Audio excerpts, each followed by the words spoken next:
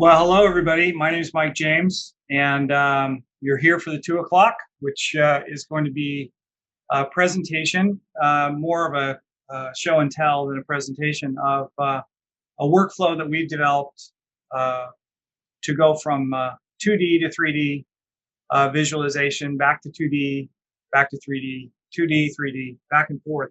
But before I get into that, I want to throw a couple thank yous out there. As you can see at the top, um, our studio is empowered by um, both KeyShot and NVIDIA. First off, we couldn't thank KeyShot enough for Luxion for all of the support that they've given us over the years and the absolutely fantastic software that they just continue to develop. 10.2 is more awesome than 10.1, which is more awesome than 10, which is way more awesome than 9. So we absolutely think it's the best visualization software anywhere, available anywhere today. And we're super stoked to be power users of it. We're also happy to have a new partnership with NVIDIA. They have been super supportive of us migrating from a CPU-based world to a GPU-based world, which is going to allow us to do some of the things that you're going to see today on a more routine basis.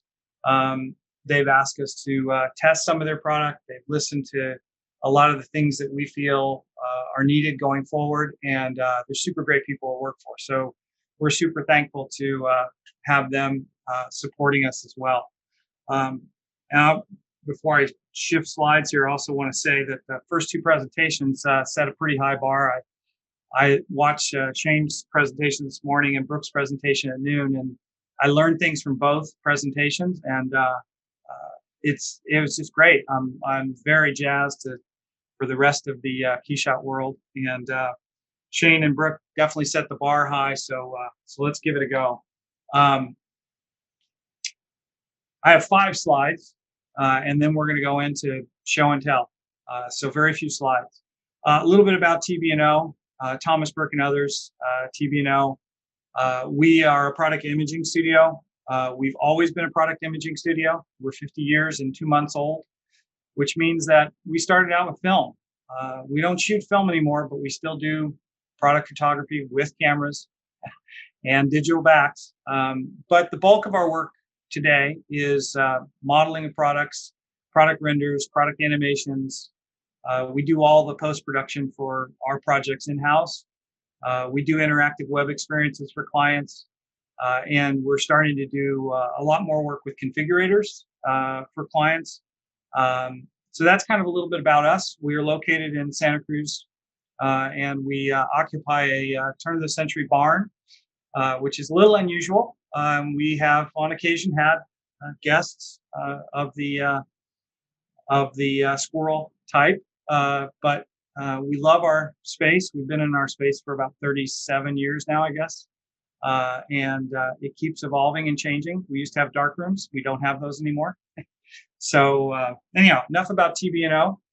We are hiring, I guess the last little thing I'd say. So if you're interested in what you see us talking about today or anything you've seen on our website, please reach out to us and let us know what your skills are. So here we go. 2D to 3D. So we got started on this path, this rabbit hole, if you will, a few years back. And it was a result of a conversation with somebody at Specialized in a project that we had done at Specialized with the design group.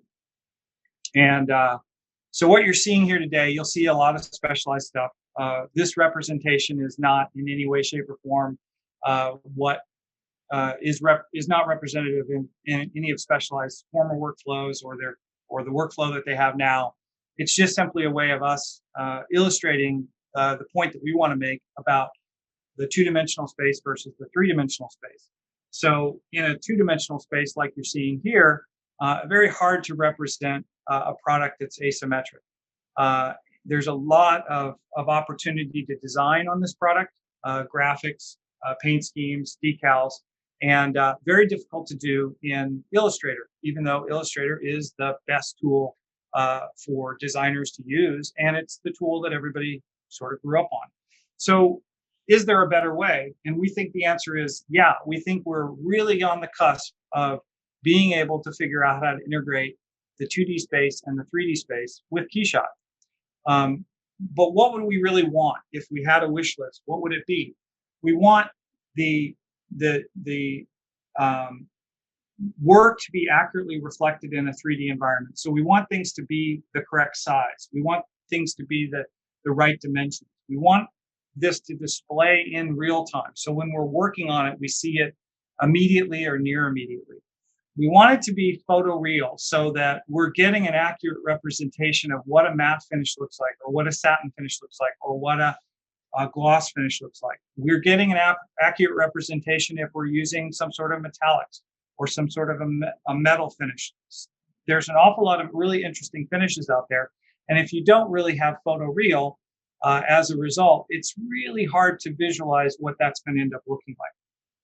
We also need this to be shareable.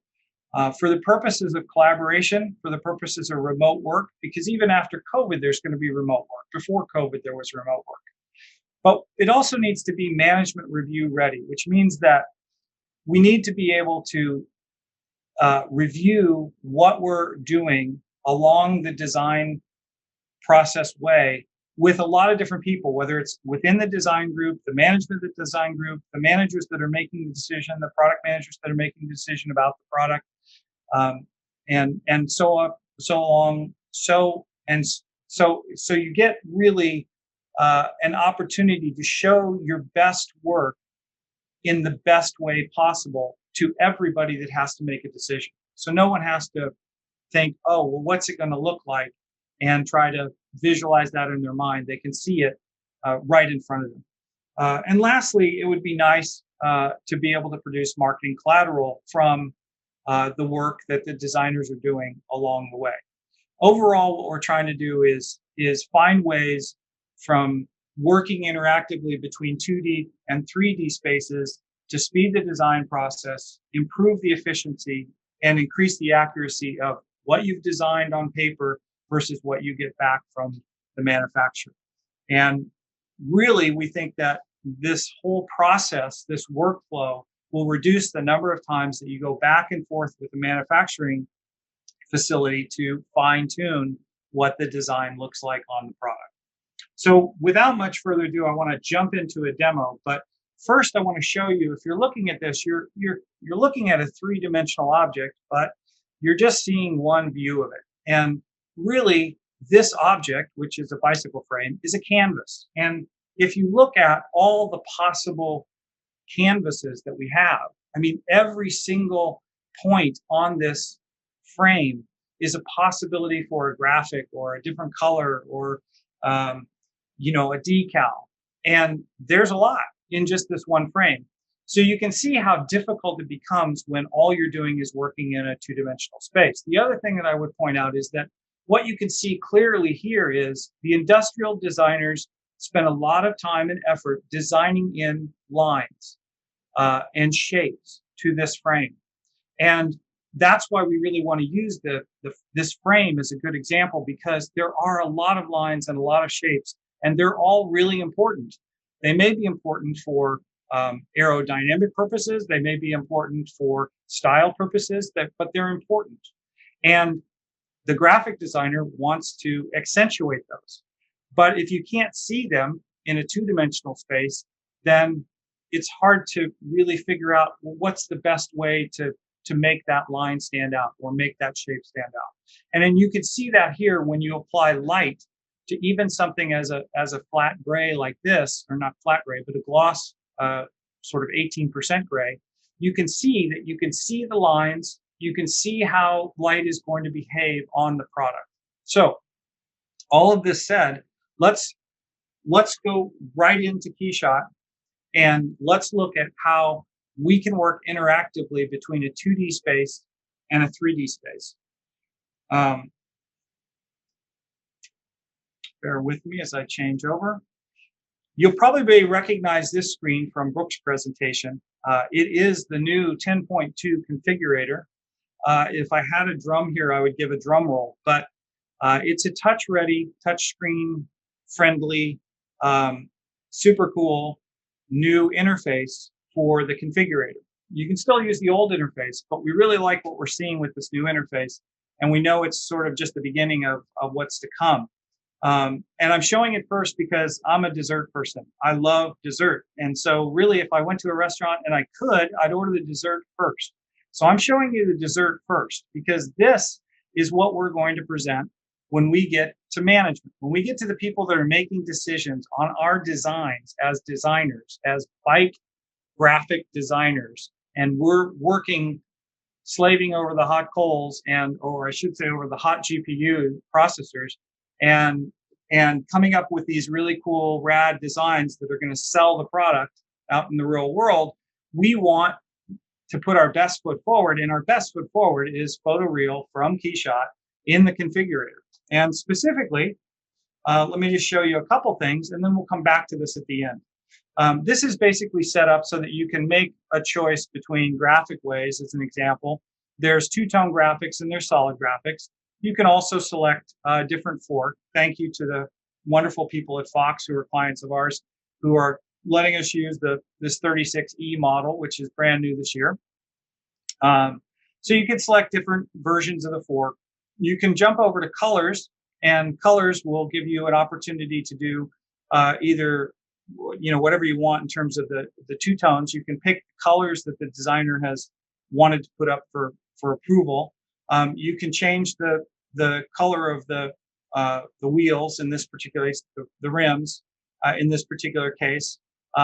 That's meant to illustrate that you're just not locked into the one thing that you're designing for. But you may not want, the red to be with a particular colorway that you picked, so you have the ability to change this up. If we were using a different fork, for example, so this is a fork that only has one colorway, but let's say we pick the performance fork, or the factory fork, excuse me, we can go back over here to our fork colors and we can make a change. Maybe we want white with this. Of course, we have to select it to get it. So you can kind of see how this configurator really works for the purposes of giving a demonstration of what you've come up with and what you want approval on. Now, this is kind of a radical image, but let's just sort of take some standard views that are going to be more useful in the process of getting your project approved. But you can easily click through these views. Brooke in her presentation showed some similar examples of clicking through cameras that are predefined. My favorite view for working on this project is a close-up view, a tight view of the drive side of this. And if we jump back over here, obviously this is actually just one thing I have to show because I think it is kind of cool.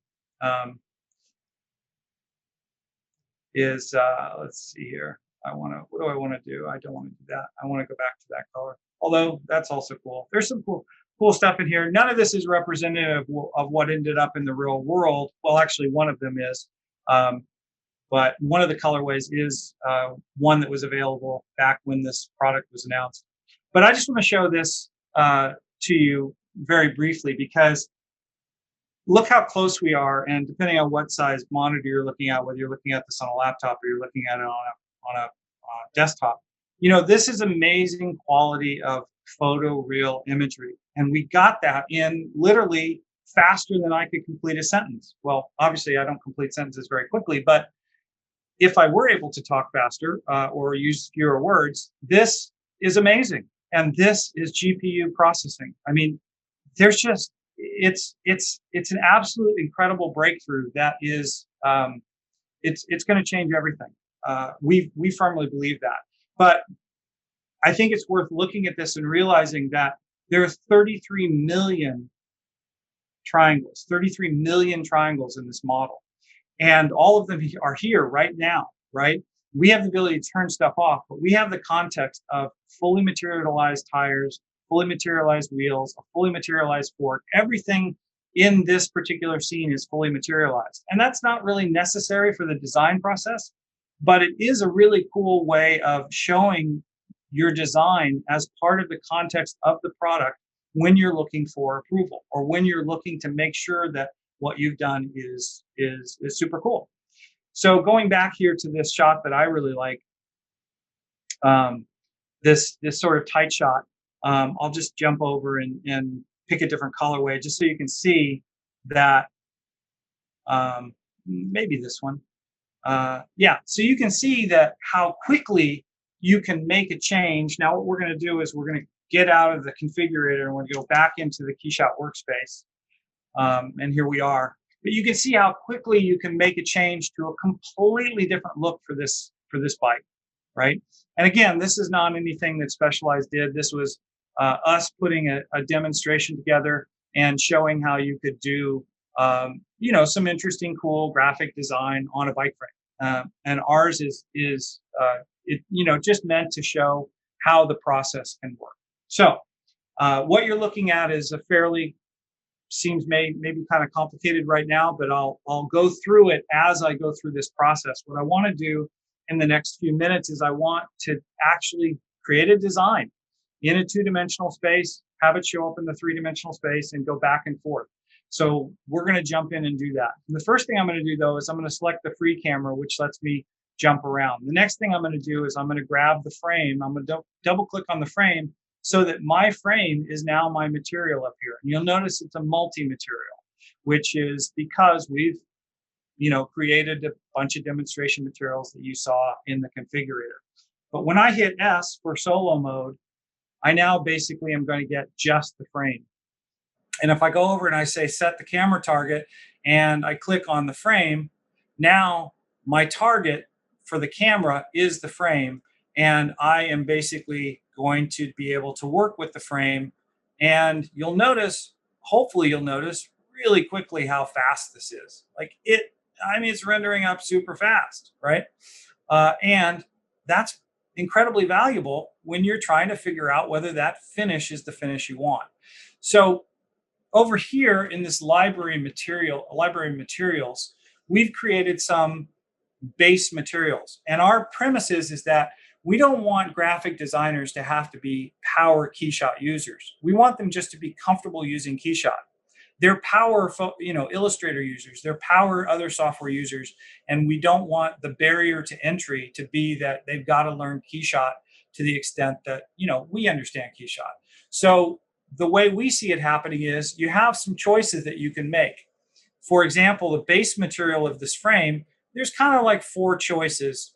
There could be 6, there could be 12, but in this case, there's 4: carbon gloss, carbon matte, paint gloss, paint matte. And then you have frame graphic accents, which is the really cool part. And you also have decals as an example. We'll get to decals in a bit, but let's jump into this whole frame graphic accent thing. I have a material down here that we've created. It's just generic. All it is grabbing this base material of a gloss paint and putting it on here. Now, obviously not a great color, but we have our color library. This is a color library that Specialized used back about 2.5 years ago when they were developing the model year 20 library. So, some of these are PMS colors, some of them are special to them. It's just a color library, and it's in Illustrator for the graphic designers to use, and then we migrated it to KeyShot so that it would be exactly the same in KeyShot. But if we just take and grab colors, we can run them up here and we can change the color of the frame until we find something that we like. And there's a lot to choose from. But these are the approved colors that a client would have their team using, right? So you're not just arbitrarily picking colors, you're going through, and picking what has already been approved by management to be used for that particular product or that particular year or whatever. That I just made a mistake by putting that there. If I put it here, then you can see what happens, right? We're changing the color around. And all of these colors are a little bold. So I'm going to kind of go back to something that's a little more neutral. I like this one a lot. It's a battleship. I don't know why. It's kind of a blue-gray, kind of nice. So let's see what we can do with it. So now what we want to do is we want to go to labels, because we're going to put a label, and we're going to basically put a matte finish. And this is a new paint scheme, essentially called a paint scheme, uh, call it a finish, whatever you want to call it. But you'll notice it's similar to something that you saw in the configurator in terms of its shape, and or close to what you saw in the presentation.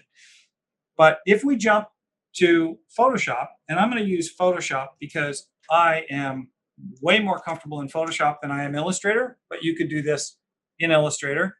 You'll probably recognize either from some of the stuff that Shane showed or your own work that this is a mask. And essentially what we're doing is we're creating masks. But it's like, how do we create a mask? And the answer is we need a template. And the template is what you saw earlier. You'll remember this from my presentation. And for the interest of this time that we have together today, we're only really going to work with sort of this one side or both sides of the frame if you want.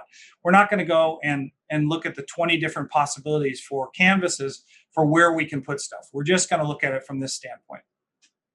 So what we've said is we need to essentially wrap this frame with a mask, and that will give us the effects that we want.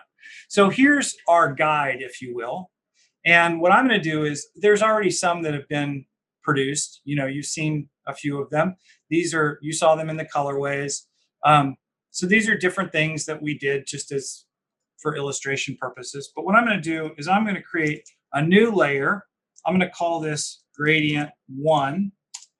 And I'm going to go over and grab a gradient tool, super simple. And I'm just going to drag a gradient until I'm sort of satisfied with it. And you're going, what is he doing? Like, that doesn't look good at all. Well, you're right. It doesn't until you make a selection of a mask, which we're just going to grab this mask right here. And we're going to select it, add the mask to selection. We're going to go up here and we're going to say layer mask, reveal selection. Now what we've got is the gradient just on the frame. Well, not just the frame, it's actually on the wrap. So this is our mask of the wrap. Now, the interesting thing is, what happens is I'm going to save this out. I don't want to save it over my master, if you will. So I'm going to save it, and I'm going to call it not that. That's way too long a name. I'm going to call it. We'll call it KeyShot World 1. And we're saving it out as a TIFF just so that we have the layers. There's nothing magic about that because you wouldn't do that if you were in Illustrator. Okay, now we're going to jump back over to KeyShot, and you'll see nothing has changed. Uh-oh, did I mess up? No, I didn't. I just have to go up here. I have to find my KeyShot World #1 mask, and I have to apply it. And there it is. Now, what do we do? Let's put some color on this so we can kind of see how it's going to look. Let's see. Let's put this on. All right. So you can begin to see now this design is starting to take shape. Now I can go back to this one particular mask, for example, right, by just going to my, well, I don't need to even do that. I just jump over here to Photoshop, and you can see that there's my mask in the works. And why don't I just put a little bit more gradient on it? Okay. And now I'm just going to do a Control S to save that. I'm jumping back over here to KeyShot. And now what I want to do is I just simply want to say update to this file and watch what happens. It was a subtle change, but it was a change that I felt was important. Now, I'm going to do it again. I'm going to grab this thing right here, and I'm going to bring it over. And now I have another graphic wrap. And, oh, it's that one. But that's not what I want. What I want is I want a graphic wrap that goes farther. I want a gradient, that goes farther up here. So I'm going to go back over here to Photoshop. I'm going to use this same layer that I just created, but I'm going to make a new one, and we'll call it gradient 2. And we're going to go this time, we're going to go even farther up. And the purpose of this will be hopefully obvious in a second, but we grab this mask because we need our mask again, right? Add the mask to selection, go to layer, layer mask, reveal selection. Wow, why is that not working? Because I'm not there. And here we go. Okay, so now we have this one, and we also have this one. So the two of them together. So what are we going to do? Let's save this with a different name. We'll call this KeyShot World 2. And we go back to here. We want to find our KeyShot World 2. We want to apply it. And you'll see that now that's changed. So this is, interestingly enough, we kind of want to shift these. We want to put one on top of the other. Oh, look, now what we've got is a cool two-tone. So it's your graffiti sprayer spraying with two colors, I suppose. I hope that doesn't offend anyone. So let's just try sticking another sort of bold color there. That's a little crazy. Maybe we go back to, let's see, let's go to brand. This is one of my favorite colors, orange. This orange, I really like that orange. So I like that orange. Now, what are we going to do underneath it? We go back over here to this one. This one's currently gray. We put, light blue. That doesn't do anything for me. We put dark blue. I don't think that does much for me either. Let's put something that's a little bit more complementary. Let's go back to, what should we do? What should we do? Let's go to, I don't know. Where did it go?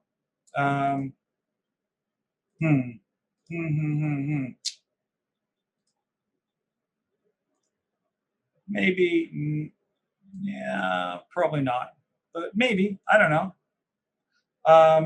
The interesting thing is that I moved this around. How about this one? How about yellow?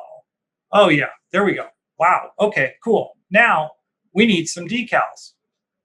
So I'm going fast, as you can tell, and I don't expect you to follow along because you can watch this if you so desire on YouTube. So maybe matte decals. Let's go with frame. And we've already created all these decals that are going to go on the bike. Obviously, these are something the designer would come up with, but we've created them. So we just drag them over here, and we're going to get all the decals that we need. And in this case, we're going to go to the label drive side first, this specialized that's on the drive side, because we can see it easily. And we're going to figure out what we want to do with that. And I think, how about, in the interest of time, let's try this blue and see how this looks. Yeah, that looks pretty cool. And again, it could be gloss or it could be matte. It's your choice. It's in the library to choose from. It's been approved. So we've done that one. Now, what about these other ones? There's an S up here. There's these other labels that are on here. Here's the Levo one. I think we should maybe use those as the accent color that we used before. So we're going to grab the accent color here, which was that yellow. We're going to stick that in there. And we'll just go through each one of these. Go to label properties. We're sticking our color in. It's this easy. It's this easy to make all these changes and see what we like. And that's the whole purpose behind this workflow, is to make it easy to go from 2D to 3D and immediately see the effect of what you're doing. Non-drive side, we need to grab our cast blue, I think is what we used. So now we kind of have something that's, well, it's pretty cool. But how does it look with the rest of the bike? So let's just exit solo mode. And again, we're going to get context. Eventually, we'll get everything back. There we go. Well, it looks great, except for these two pieces down here are obviously separate. So we have to click on these, and we need to, in this particular case, we need to put in our color. And what was our color? I think we're going to go with this orange that we used before, and that was under brand. Was it under brand or was it under season? It was under brand. So it was this one. So boom, there we have our orange. And we're going to put in the same thing here. So we're done. Not done yet, because this should have some graphics. I just happen to know that. So we go to the seat stay. This is called the seat stay. And we'll go to the seat stay, and we'll drop in these graphics. Again, these have all been predefined and pre-approved. There's something the designer came up with to start with. And we're going to use our accent color, which is the yellow that's back in seasonal. So we go to label properties, we dump in the yellow, and we do it for each one.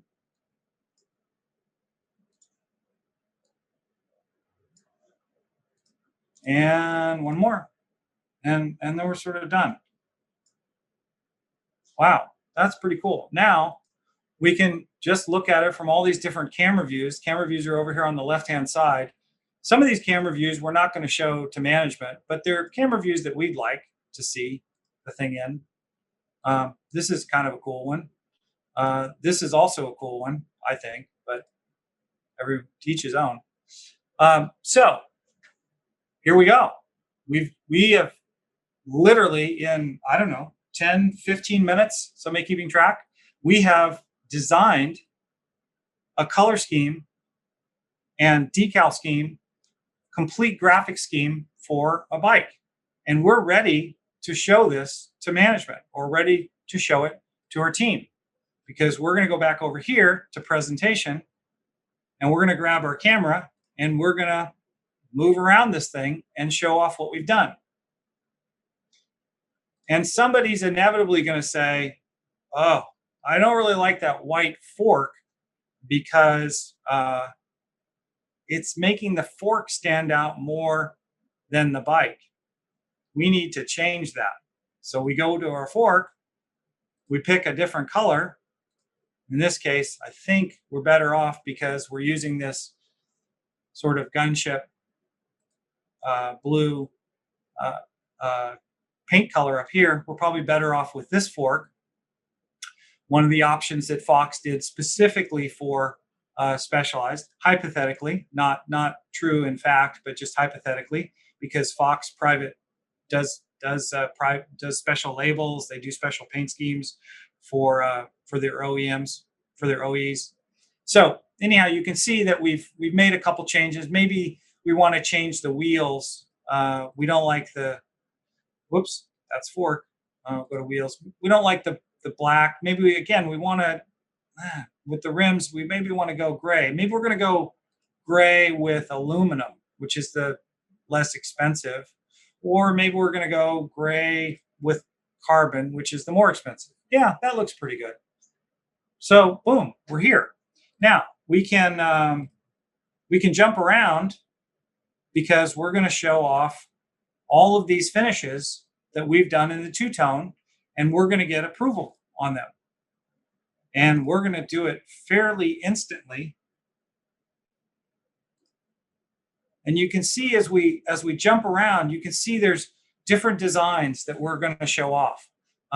This is a sort of a simple way of just showing how you put graphics on top of a paint scheme as a cutaway to the paint scheme, as a masking to the paint scheme.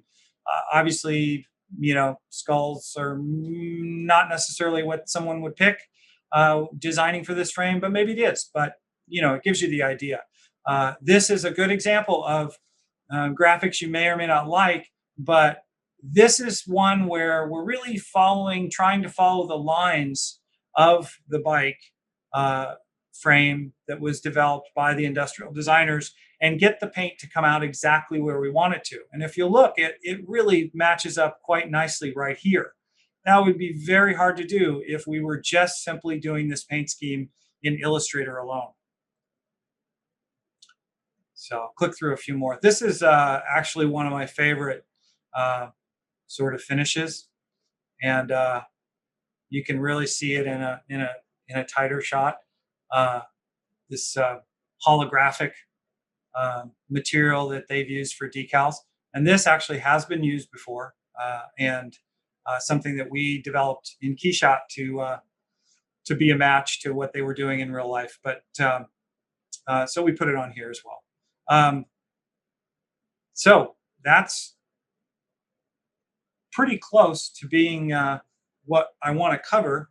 I'm going to take us back here to the workspace and let you see the workspace.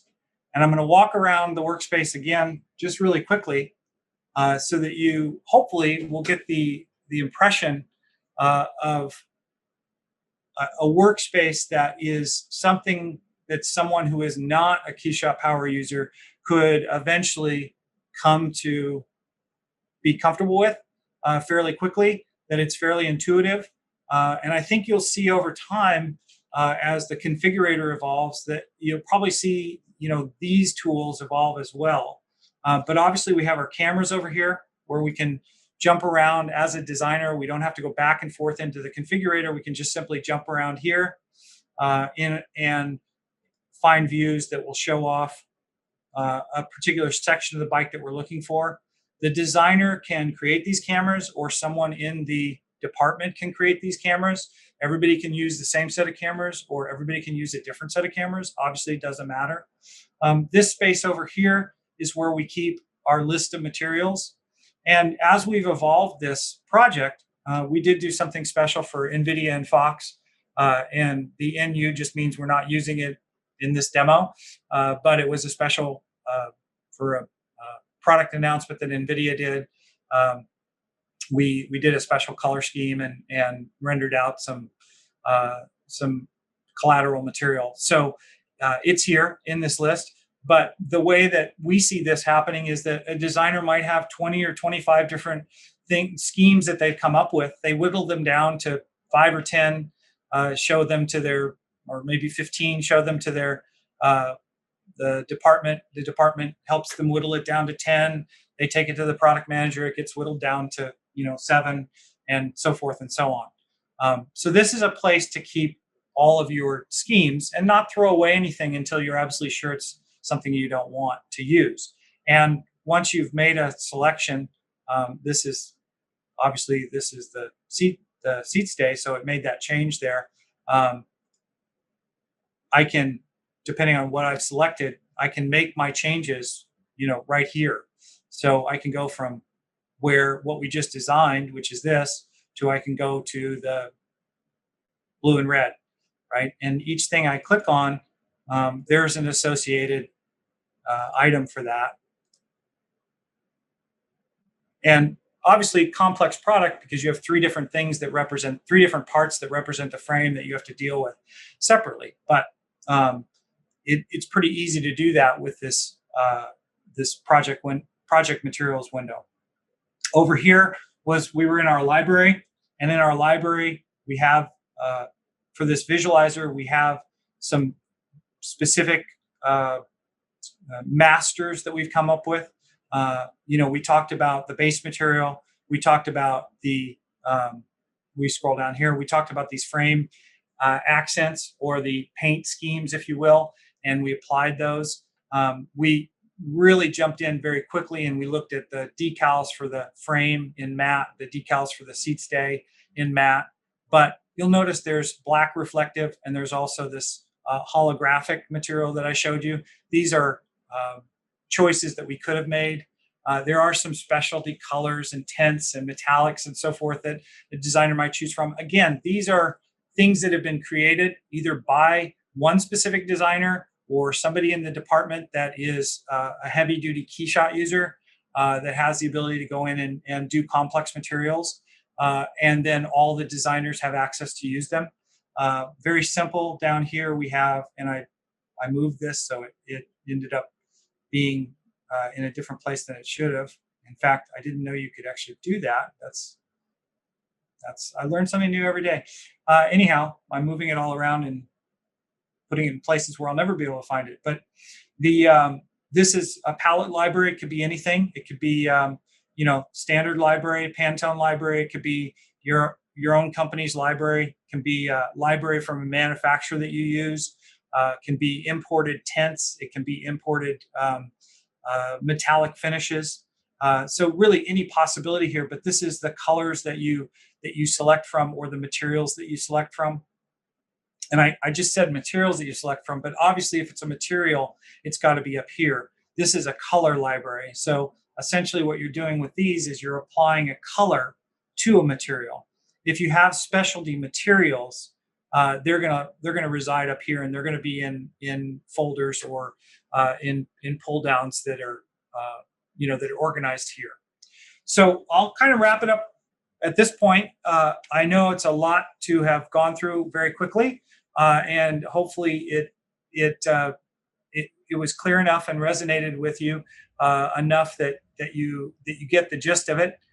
We're very excited about this concept of being able to take KeyShot 10.2, 10 basically, but 10.2, combine it with the power of graphics processing, and have workflows that take you from two-dimensional design space to three-dimensional visualization instantly, and be able to go back and forth. Now, this workflow doesn't represent what Specialized is doing. I mean, obviously, Specialized is the only bicycle company in the world that has their own wind tunnel. So you know that they put a lot of effort and energy into every aspect of their business being the most advanced and being in a leadership position in terms of how they do things, the types of materials and finishes that they use, et cetera. So this is not a representation of what they're doing, but this is a representation of the problem that so many companies face as they attempt to put graphics and finishes and colors, CMF, right? Color material finishes on their products. And the more complex the product, the more shape the product has, the more asymmetrical the product, the more difficult it is to work with that in a two-dimensional space, and how great it would be to be able to work interactively between a two-dimensional space and a three-dimensional space such as KeyShot. So with that, I'll wrap it up. I'll open it up to questions. I'll turn it back to Derek, and hopefully this was super valuable to you. Wonderful. That was great, Mike. Thank you so much for really kind of digging into the details there, about all the different ways that you're using that. I got a bunch of different questions. One thing I want to kind of start off with is the GPU mode. So can you quickly show in sort of KeyShot, people are kind of asking, how fast exactly it is for the GPU mode versus the CPU mode. Do you mind sort of showing in KeyShot just how you toggle that on and off? Sure. Well, first of all, the thing to do would be to show the dashboard. I think just the heads-up display, if you're not familiar with that, it's under View, heads-up display, or H is the hotkey. And basically what this is going to tell you is a lot of key information, how many samples. Samples in CPU versus GPU are not, they're apples and oranges, but obviously the samples are ramping up quite quickly. I think I mentioned before was 33 million triangles, so it's a big file. What we're seeing down here is I have available to me 48 gigabytes of memory, GPU memory, and I'm using 41 at the present time to do a real-time render. If I turn GPU mode off, I'm now in CPU mode, and it's been so long since I used CPU mode that I don't even know what I'm looking at. But basically what I have is I have 32 cores, so I have 64 threads.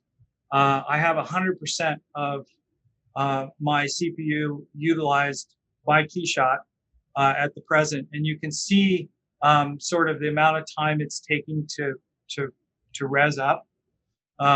And while I would say that with almost every iteration of KeyShot, we've seen dramatic improvements in render speed, this still is a little bit slower than what you'd like to see if you're really trying to, in my opinion, if you're really trying to design in real time. So kicking that GPU in is pretty cool. Now, you might say, well, how are you getting 48 gigabytes of memory? There are two A5000s, and they're both turned on.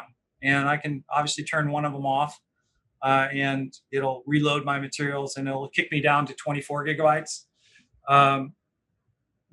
And we'll see, how much gets used, how much gets utilized then. But this machine has a fair bit of GPU processing power.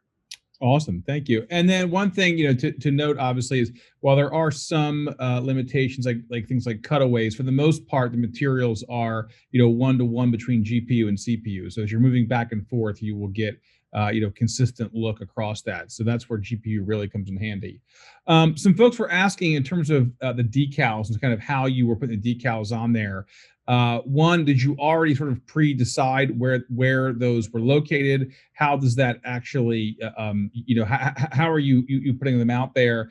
And then are those basically a designer spec where they're saying, this is where the decal goes, or are you just kind of eyeballing that to kind of get what you think looks correct? Yeah. So this particular bike frame that we're using was launched several years ago, and I'm getting a bunch of errors only because the file is so big that it needed more than the one processor. Not a KeyShot problem, a GPU problem. But anyhow, going back to the graphics are applied as masks, and they are determined by the designer. So the designer will determine that, and we simply used what had been predefined. So our expectation in looking at this, and this may or may not be true. I can't speak to how this is done specialized in behind the closed doors in the design room, but our guess, if you will, is that somebody or a group of somebody's is deciding what the graphics are that are going to, what the decals are that are going to be on it, and where they're going to be, and what size they're going to be, so that there's consistency, because there's undoubtedly multiple people designing, paint schemes for this frame, because there are a lot of models and iterations of this.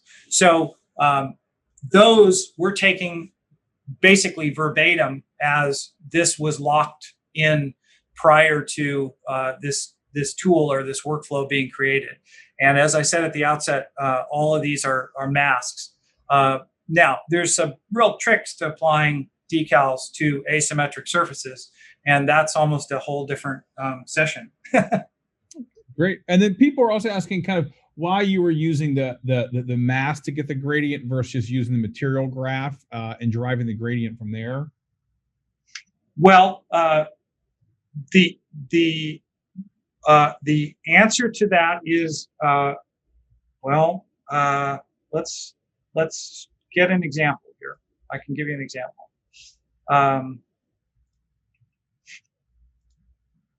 We're going to go to, so here's the one that we did. Here's one that we did before. And my fingers must be getting tired. This is one we did before. So you can see this is a little bit more elaborate. You've got some real transitions in this purple material, and you have some real transitions here. So let's go back into our workspace and let's bring this guy up. And let's look at the label. Let's see, where do I want to show this? I thought that we had used the gradient tool. Yeah, so yeah, it's a little bit complex. It's not as simple as I thought it would be to show, but the answer to the question is, and I'd love to go into the material graph, but to be quite honest, there's a lot of materials and there's a lot of complexity in those materials because of all the labels. So it would be sort of overwhelming to look at a material graph at this point.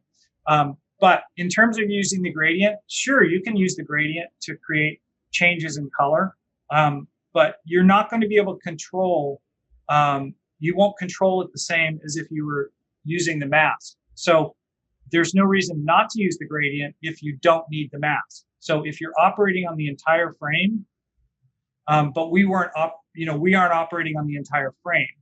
So using the mask is a little bit more precise. And quite honestly, for people that are working in Illustrator or Photoshop, probably any two-dimensional software, it's going to be more familiar and more comfortable, we think, or we thought, to make a mask and do the gradient from that. So just simply a choice, but it could be done either way. Okay, great. And then one person was asking, where do you usually get the CAD from? So in this case, is that usually delivered to you, by a certain team, kind of just, completely gray, or what formats are you usually working from? Yeah. So generally, what we do with a client is, if their engineering department or their industrial designers can make available a step file to us, that's our preferred method of delivery from CAD. It seems to be clean generally, and that's what we want from them. We may then need to go in and model parts of a product for a specific purpose. If we're trying to do any deformations, any movements, springs, things like that, we may have to remodel that in, a piece of software that we would use, say Maya. But in general, we're starting somewhere with the client's engineers or with their industrial designers and taking a step file out of their CAD system. Okay, great. And one person was asking, do you do a lot with different environments in the configurator to sort of show how the environments, reflect obviously the different choices that you're making from a design standpoint? Yeah, absolutely, you can. And I think that what Shane was showing this morning in his presentation, where he had different environments. I think that was a really good example. What we want to do here is to create an environment that's much like, that's very uniform, so that the results that they get are, if you had a painted frame and you held it up in controlled light next to the screen, the result would be the same. And that's where this project originated from, was replacing, essentially not having to pass around frames that have been painted, right? So that's kind of where this concept came from, was, can we use KeyShot? Can we use photoreal rendering to eliminate that need, but still have a real-time experience? So we're using very, controlled lighting environment that's specifically designed to show something photoreal. But absolutely, you could put this in an outdoor scene where you're using, true outdoor light, sunlight, whatever you want to do. There's no reason you can't do it. That's the beauty of KeyShot. Wonderful. And then, are you on those labels? What kind of mapping are you using for those labels? Yeah. Oh boy, there's some people out there want to get into the nuts and the bolts and our secrets. The answer is that it depends on what it is. So, for example, the FSR that you see on the left-hand side of this, on the left-hand side of the screen, that's pretty easy to apply planar. The specialized is an example that's on the down tubes on both sides.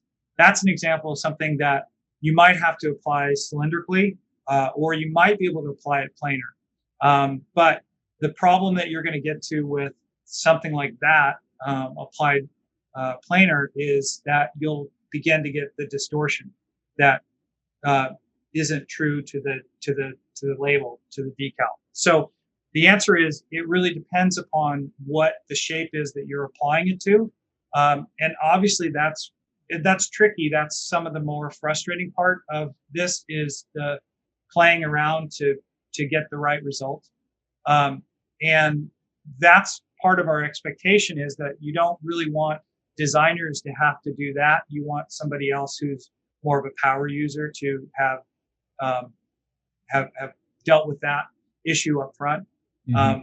and basically across multiple types of bicycle frames, we can look at a frame and say, oh, well, this is the way to apply the label.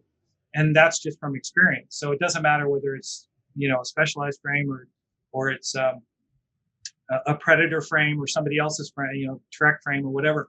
We can look at the shape and say, okay, let's do it this way. And we would expect, power KeyShot users can do that. And so that's why you want to predefine that for a designer so they don't have to deal with it. Great. We got time for one more question, or actually kind of more of a show and tell. People wanted to see the actual environment you're using for this bike, if you could show that to them. Wow. Okay. Sure, I guess. Why not? Let's give it all away. So this is the environment. Oh, you can't see it. It's on the other screen. Okay, here we go. Let me bring it over.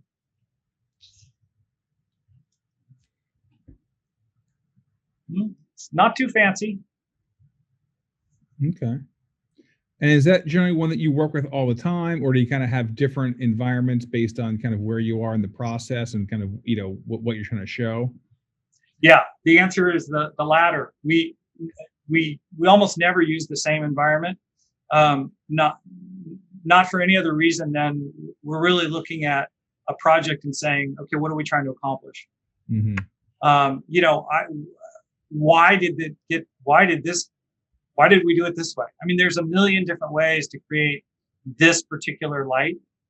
So there's really nothing magical about this. I mean, it's some pro photo, it's some pro photo lighting,